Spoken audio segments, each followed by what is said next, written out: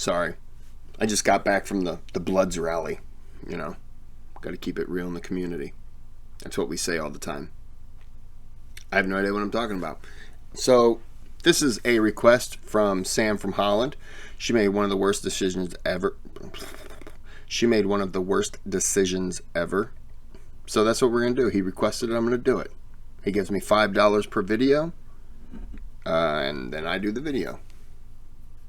Yep.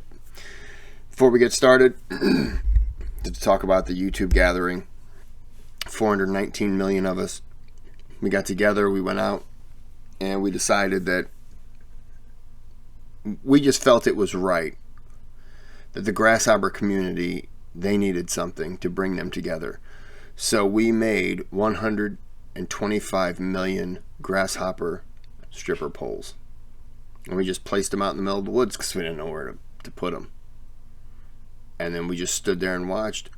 And I think several ants crawled over one, but that was about all the attention that it got.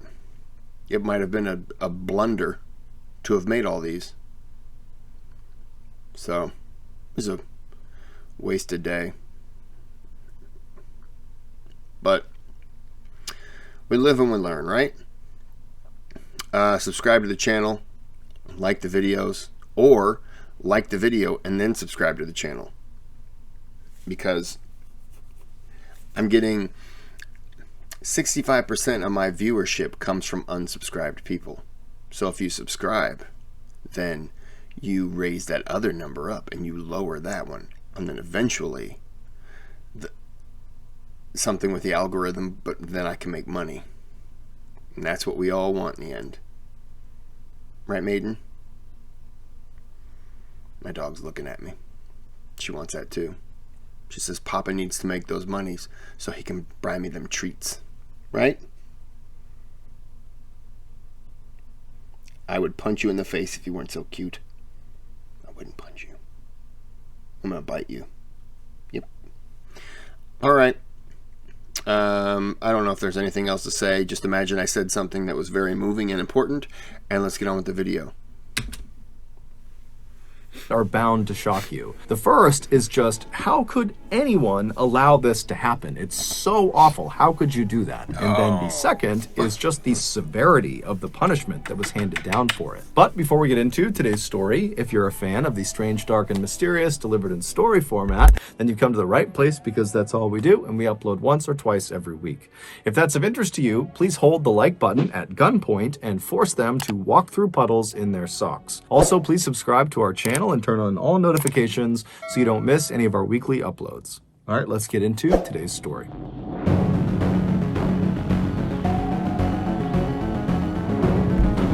Trans-Siberian Orchestra and I are coming together. We're performing this all over China.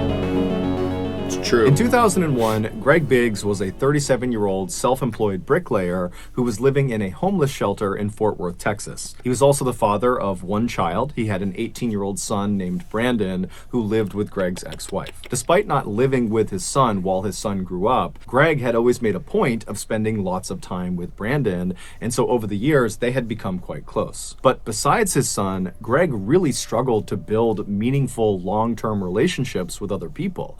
It was like no matter how friendly and outgoing he was, people would just come into Greg's life and would leave very, very quickly. This made Greg, who always had struggled with his mental health, feel very isolated and lonely and desperate for human interaction. And so on the rare occasion where people did come into Greg's life, a new friend or a new love interest, he was always so excited to try to please them and keep them around that he would often go overboard with his generosity and his willingness to do things for these people, to the point where he really set himself up for being taken advantage of. Case in point, 2 years earlier, a woman had kind of suddenly come into Greg's life, and Greg very quickly fell in love with her.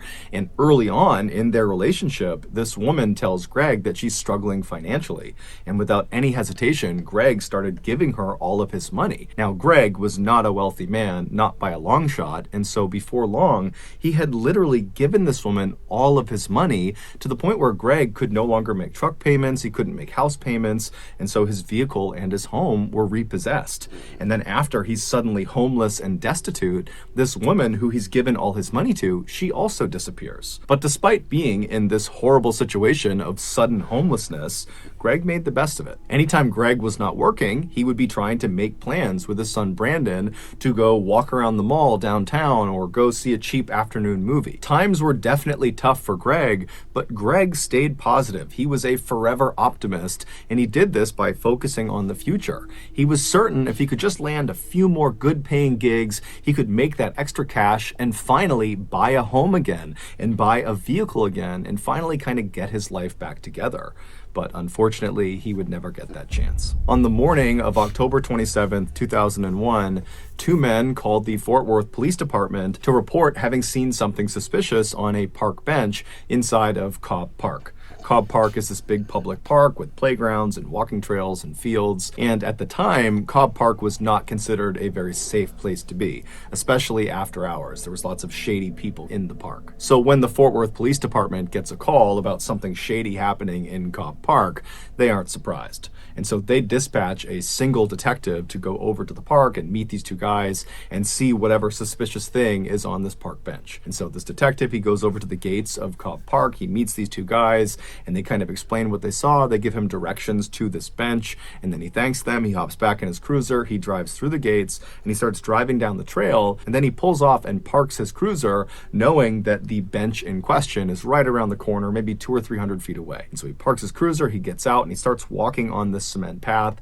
and as he's walking, he can't see the bench yet, but as he's walking, he sees there are deep tire tracks in the grass and mud off to the right side of the walking path. So he's mentally kind of taking note that somebody had been driving inside the park fairly recently off the trail. And so he keeps on walking and he begins to make that turn, and he sees up ahead the bench in question, and he can clearly see these deep tire tracks go right up to the bench. And then as he begins to make that turn and he's maybe 30 or 40 feet away, he can actually see what's on this bench, and he can see this big lump that's kind of wrapped up in what looks like a rug or a blanket. And then as he gets closer and closer, he can finally see that very clearly there is a person inside of this blanket that's kind of laying out on this bench. And when he's about 10 or 15 feet away, he can see it's a man, and this man is clearly deceased. So this detective, he walks right over to the bench and he's looking down at this body, and he can see the right arm on this guy is very badly broken, and his right leg is also very badly broken.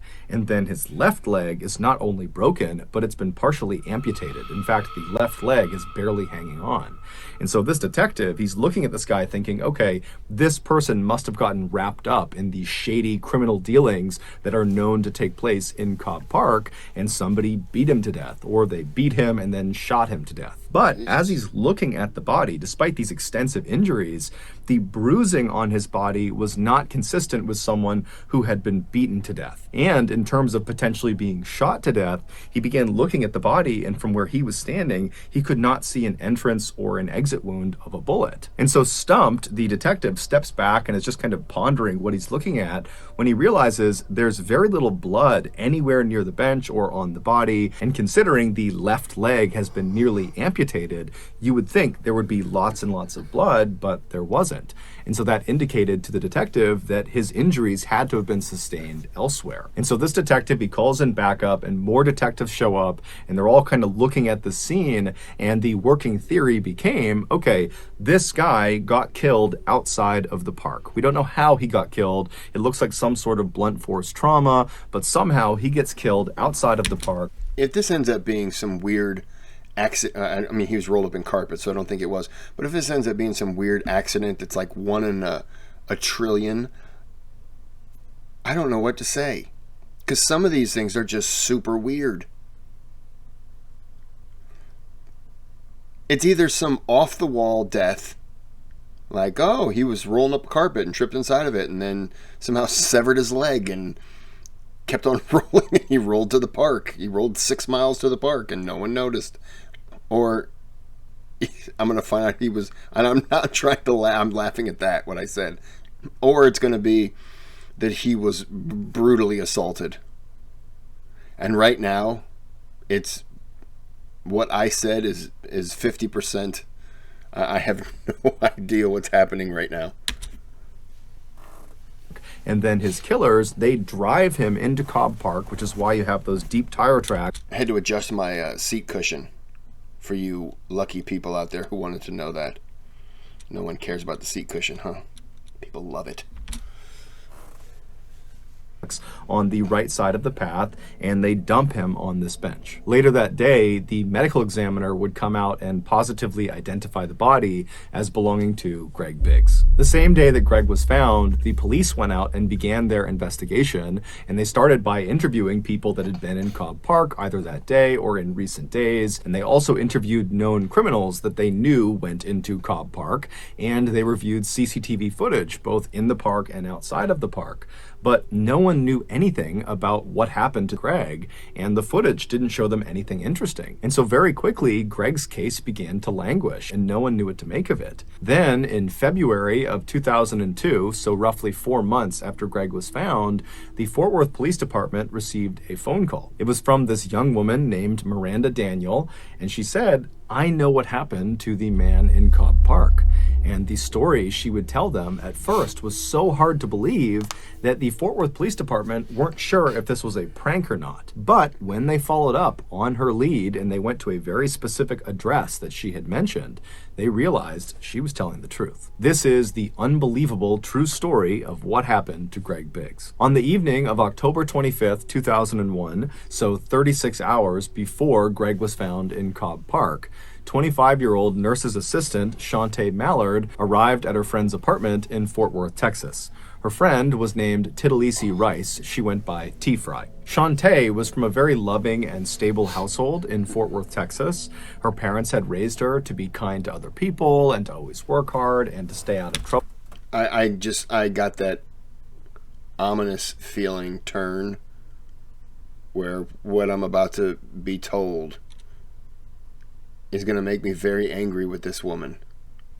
Because I'm guessing this is the woman in the She made one of the worst decisions ever.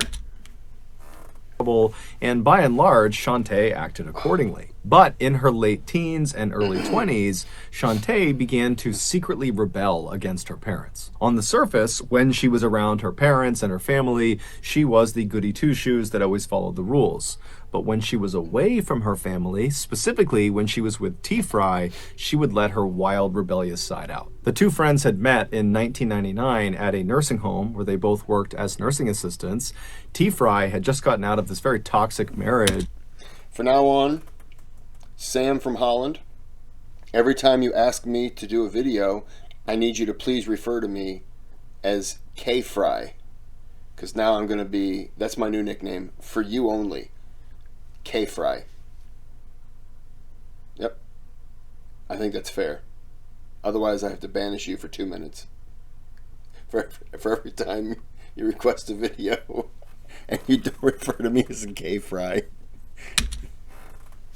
And so when she met Shantae, she was actively looking for someone to go out and party with and go be free and meet other new people. And Shantae, when she's meeting T-Fry, she didn't necessarily know she wanted to do those things, but being around T-Fry, it was like this whole other side of life was opened up to her, and suddenly all she wanted was to go cut loose with T-Fry. And so very quickly, these two women really connected over their mutual desire to go have fun at any cost.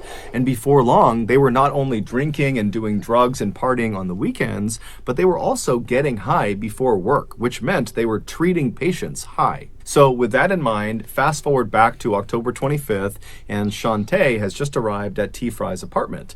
And so Shantae, she goes up to T-Fry's apartment, and the two start drinking some alcohol, and they start smoking some weed, and they split an ecstasy pill. Ecstasy is a big party drug. It's kind of like a cross between being a stimulant and a psychedelic. And so after these two women are fairly buzzed on these different substances and they're feeling ready to go, they leave T-Fry's apartment, they go down and they climb into Shantae's car. And Shantae drives the two of them to a local club called Joe's Big Bamboo. And so the plan was they were going to meet this guy named Cleet Jackson, who was Shantae's love interest. And the plan was they would hang out at the club with Cleet, and then at the end of the night, they would all leave, and Shantae Shantae and Cleet were going to spend the night together. And so Shantae and T-Fry, they arrive in the parking lot of Joe's Big Bamboo. They park their car, they get out, and they meet up with Cleet, who was outside of the club. And the trio kind of sneak off from the rest of the people trying to get into the club, and they smoke some more marijuana. And then the trio, they go into the club and they start having drinks, and they're partying and they're dancing and they're having this great time. And then at some point in the night, Cleet kind of abandons Shantae and T-Fry, and he goes off with another woman he met that night in the club, and he would actually leave the club with this other woman, and he would vanish for the night. And so around 2 a.m., when the club is getting ready to close, Shantae realizes that Cleet, the guy she was going to go home with, he's gone now. And so she's very frustrated, but she doesn't really have any recourse. And so she instead just goes and finds T-Fry and says, hey, let's just leave. And T-Fry, she's ready to leave too. And so the two women, they leave the club and they get out to Shantae's car, and both women are clearly under the influence. They're both definitely inebriated, but T-Fry believed she was less inebriated than Shantae. I kept thinking T-Fry was a nickname. T-Fry is the name, isn't it? I'm a dope. But I still want to be known as K-Fry. That's my nickname. And so she should drive. And so she told Shantae, get in the passenger seat. I'm going to drive. Shantae gets into the passenger seat. T-Fry gets in the driver's seat, and she leaves the club and she drives all the way back to her apartment.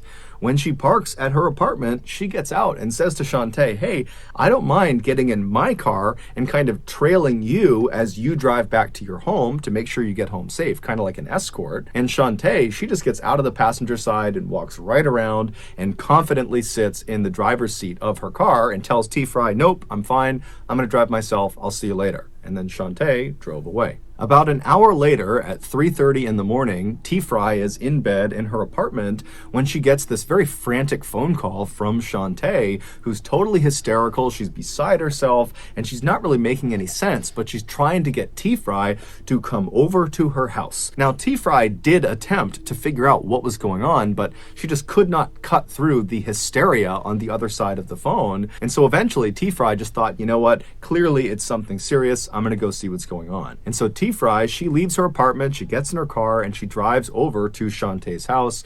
And when she gets there, she goes up to the front door, she opens it up, she walks inside, and she finds Shantae in the kitchen straight ahead. She's totally hysterical, she's crying, and she's telling T-Fry that she didn't mean to do it. She's so sorry. And T-Fry's telling her, hey, calm down, what's going on? And Shantae says, look in the garage. And so T-Fry, she walks straight ahead through the kitchen to the door in the kitchen that leads into Shantae's garage, and she opens the door up, she turns the light on, and in the middle of the garage is Shantae's car. It had been parked nose in and lodged head first in the windshield on the passenger side of this car was Greg Biggs. When Shantae had left T-Fry's house an hour earlier saying she was fine to drive, on her drive home, she had barreled into Greg, who was on the sidewalk of some street, and the impact was so hard that Greg went flying through the windshield and got lodged halfway inside of her car.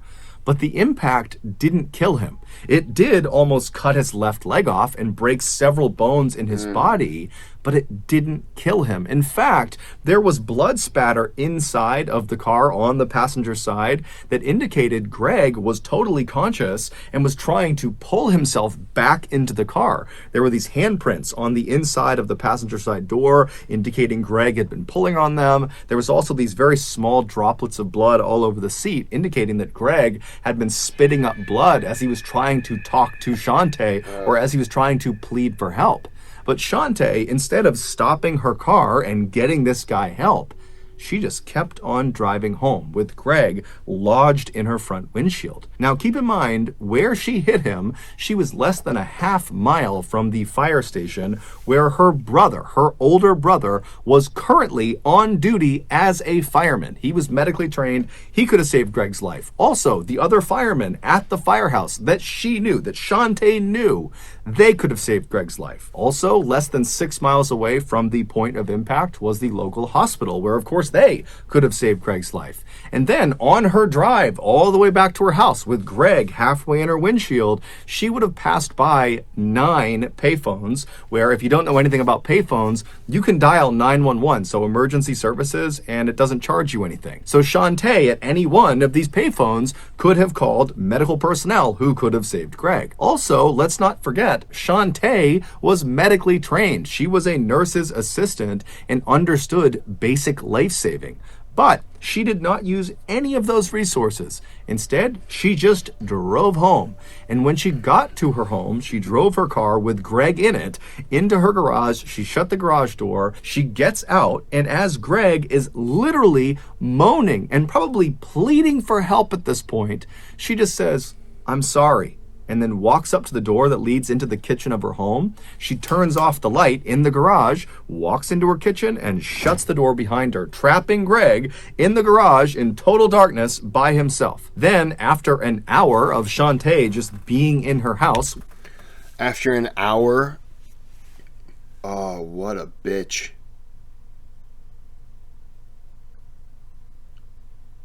Wow. Sorry. I'm not breaking ground with that comment. With Greg slowly dying in the garage, she calls T-Fry. T-Fry comes over, she looks in the garage, she sees Greg, and T-Fry's reaction is she just totally loses it. She panics, and she's screaming at Shantae, "Call 911, call paramedics, call the police." But Shantae refused. She didn't really give a reason, but she just said, "No, I can't." And then shockingly, T-Fry also does not call anyone. The two of them just turn off the garage light again and shut the door and leave Greg, and they hop into T-Fry's car and they drive to T-Fry's apartment where they sleep for several hours. And then when they get up that morning, they go back over to Shantae's house and they check on Greg, who's now motionless. And at this point, Shantae, she calls Cleet Jackson, the guy who she was supposed to go home with at the club but had abandoned her for some other girl. She calls him and says, "Hey, I have this huge problem. I need you to come help me." And so Cleet Jackson has no idea what he's walking into, but he goes to her house and he goes through her kitchen. She opens the door and he looks into the garage and he sees Greg in the window, and he's furious with Shantae because now he's gotten involved and he doesn't really know if Greg's alive, and he doesn't really know what to do because he's on parole, and if he gets wrapped up in this, he'll go back to jail. But he ultimately decides he's just going to help Shantae because he believes at this point Greg is dead. Just call the cops. There's nothing they can do to save Greg. And so that night, Cleet gets in touch with his cousin, Tyrone, and the two of them, they go into the garage and they lay out a carpet next to the car, and they both kind of awkwardly apologize to Greg, who's just stuck in the windowsill, and they yank him out, they put him into the carpet, they roll him up, they put him in the back of one of their cars, and they drive to Cobb Park. They go through the gates, they make their way over to that bench, and they drop him on the bench. There had been some discussion about maybe destroying the body, burning the body, but Cleet felt strongly that they need to put his body out somewhere in public so at least his family can identify him and bury him. After his body was placed in the park, Shantae told Cleet and Tyrone and T-Fry not to tell anyone, and they said they wouldn't. And too many people involved, and the one guy who's on parole, it doesn't take much for one person to just talk. And that person who's on parole, man, they can really weigh things on you. Just hang that over you, and you're going to talk. Within a week of Greg's body being discovered, Shantae was back at Joe's Big Bamboo partying it up as if nothing had ever happened. But eventually, T-Fry would tell a couple of her friends, and before long, word had gotten out. And one person found out about it that was kind of in the network of these people, this woman, Miranda Daniels, and she really didn't like Shantae. And so she was the one who actually called the police and turned her in. And when the Fort Worth police followed up on Miranda's tip, and they went to Shantae Shantae's house. They went into her garage, and there was her car with the windshield still obviously busted in from something being smashed through it. And there's blood all over the inside of the car. And there was some obvious attempts at trying to destroy evidence inside of the car. The seats had been taken out, some things had been burned, but none of the attempts Shantae had made had actually destroyed any of the evidence. During the trial, the medical examiner who had done the autopsy on Greg Biggs said his injuries would not have killed him right away. Now, he didn't know for sure how long he would have been alive, but he believed it could be as long as several hours or maybe even up to a whole day. And during that time, Greg was just trapped inside of this pitch black garage. No one's coming to help him, despite people coming in over and over again that he's pleading with to help him, and he would have been in excruciating pain. He's got several significant broken bones, his leg has been nearly amputated, he's got cuts all over his body, and he would have been trying to pull himself out of the windshield, and every movement he was making would have been sending the jagged pieces of metal and glass into his body. I mean, this is a drawn-out, horrible death.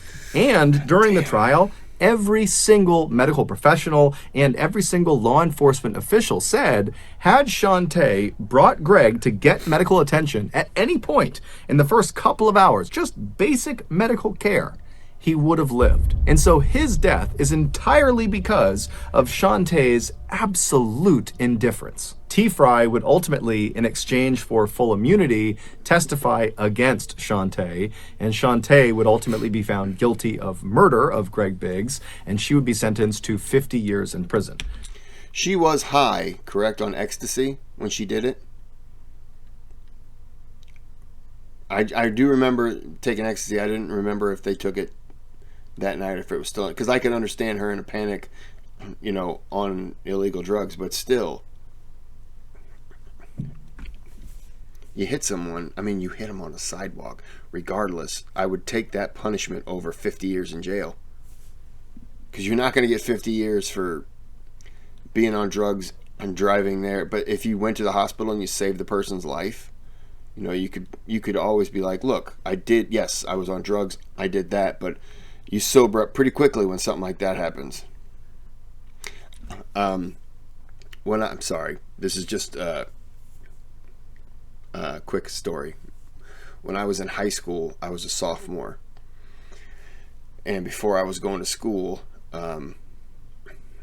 me and a couple friends would drive around, and we would indulge in the devil's lettuce before school. I know what you're thinking. Yep. It wasn't a smart decision, but we did. And I still remember us pulling up at this stop sign and this car coming by and kind of flagging us down, and the driver, Paul, stopped and he says, "What's up?" And the guy, I don't remember his name, Jim or Jeremy, I don't remember, he pulled up and he goes, "Did you guys hear what happened?" No. And he goes, "Yeah, last night, this guy Mike, he died." And I just remember instantly everything that I was feeling disappeared. And there was this road between the two towns, and it was a back road. And there was corn on one side, road here, corn on both sides here, and then over there it was like beans.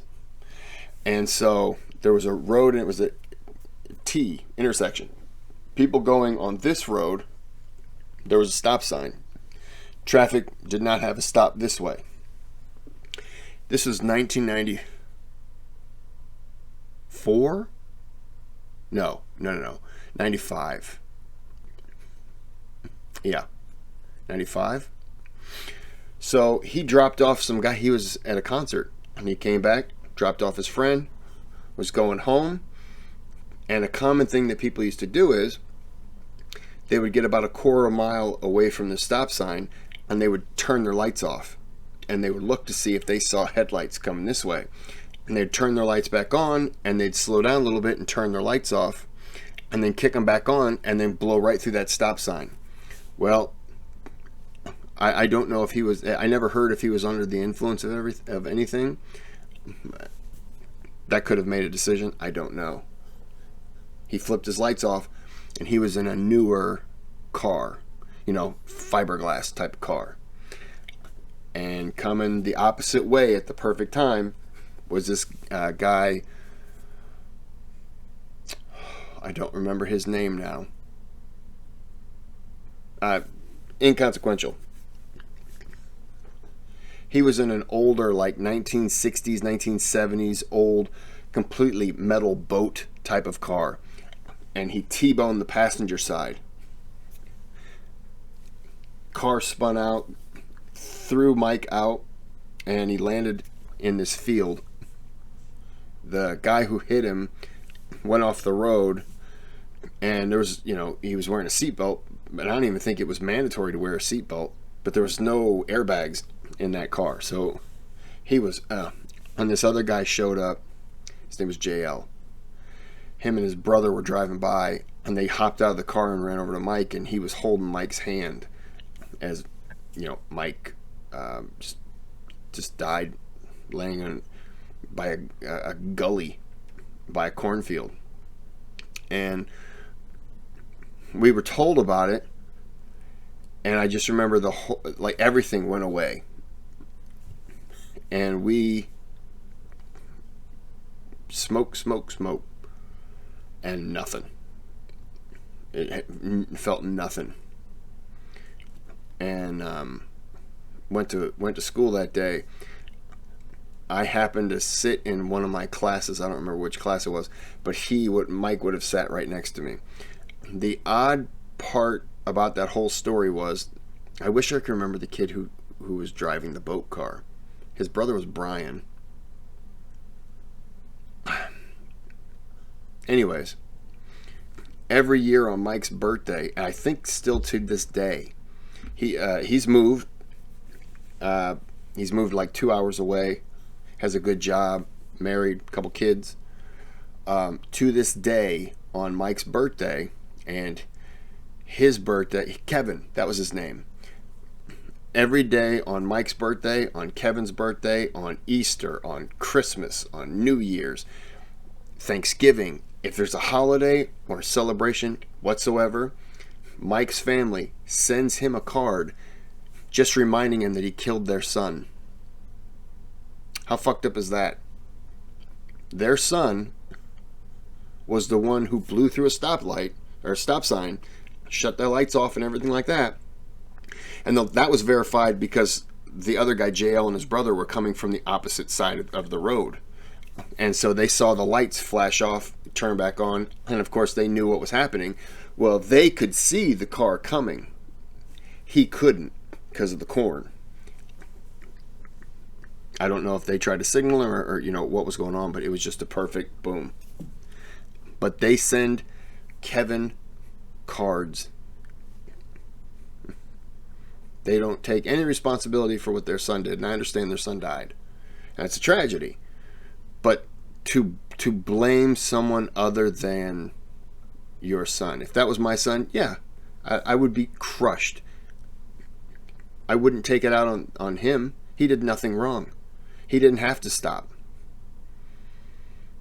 If he would, and they said if he was driving a up-to-date car, and I don't mean up-to-date like it was faulty. It was just an older car. It was just one of the all-metal type cars. If he was driving a more current car, the impact wouldn't have been as much because he almost broke that car in half. I mean, his bumper was basically halfway by the it was past the center console. I mean, it was touching into the driver's seat. And the only thing I can say to that is the speed limit is 55. He was probably doing like 65.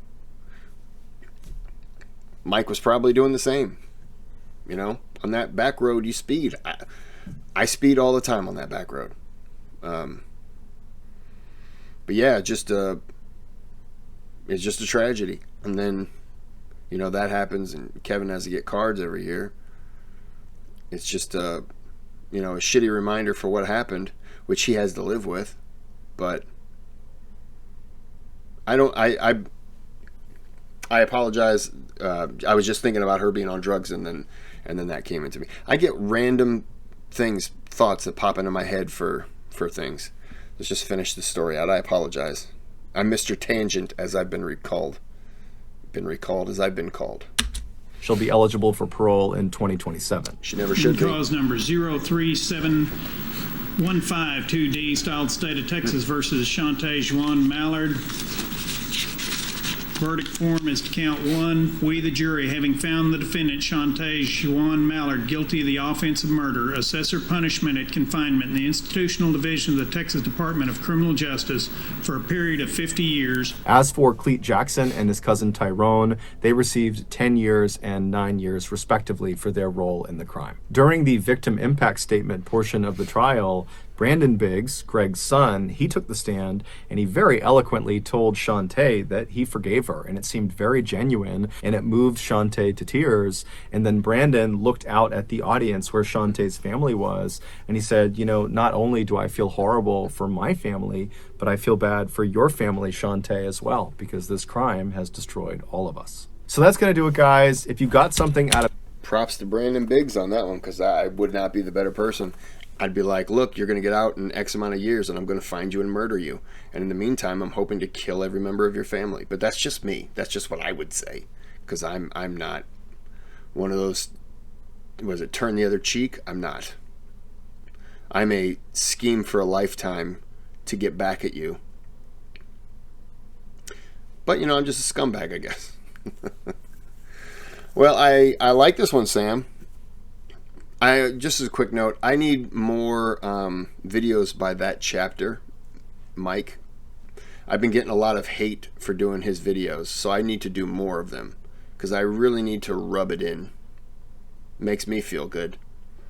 And I always respond politely, and I thank the people for being just like hardcore fans, and it really does. They don't like that. I think they want to fight. Some kind of internet argument. That's why I'm wearing red today. I was at my Bloods rally. Just keeping it real, homies. Okay. Well, Sam, this is a good one. You've always done good, though. Did the 3 with Greg. I know he was apologizing because, you know, but I still like the Texas Killing Fields. I'd heard the slogan. I'd heard the phrase, but I didn't know what it was. And so it's always worth doing it. It didn't turn out exactly what I was expecting, or I don't think what Greg was expecting either, but still interesting. We were going back and forth in the comment section, if anyone paid attention, about if it was one murderer or several, or, you know. I don't know how my mind just randomly no, look here, let's just hang it right here and just start talking about this. I really am Mr. Tangent. I apologize. Well, I'm going to end this here. Appreciate it. Throw something in the comments. Words. Suggestions. It can be, you know, for anything. It doesn't necessarily have to be just Mrballen or that chapter. It can be, you know, comedy or whatever. Whatever you, as I've heard one person say, if you think it's funny or entertaining or scary or whatever, then I'm sure I'll enjoy it too, if I haven't seen it. So, with that said, I'm going to end this video here because I want some ice cream. So I'm going to go get some. Have a good day. Have a good night.